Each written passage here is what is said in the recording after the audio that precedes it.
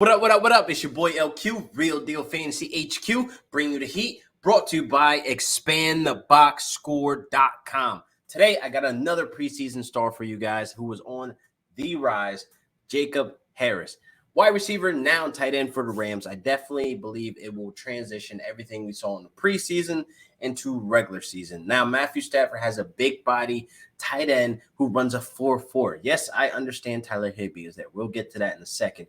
But I love that Jacob Harris is a big red zone threat. We've been hearing about this guy all summer, making crazy plays downfield, making plays in the red zone. I think Matthew Stafford could have some fun with this in the red zone. So I definitely think that makes it a notch, a reason why I take Jacob Harris over Tyler Higbee. Now, I'm usually not the guy to tell you, oh, go draft the tight end for the Rams because they're not a tight end friendly offense. But let me play devil's advocate. Now, I definitely think the volume can be there for a Tyler Higbee and a Jacob Harris or whatever the case may be if they're going to be passing the ball more, being that the running game is not really too confident in my eyes. I don't think Sean McVay is going to full send that running back, Darrell Henderson, who's dealing with a thumb injury right now, which is not too crazy to keep him off field, but it's like, oh, here we go with the injuries. So I definitely feel like, I don't think Sean McVay is too confident in that running game as a whole. So that takes a little bump down. And I definitely think, they start passing the ball more. They lead back to 2019,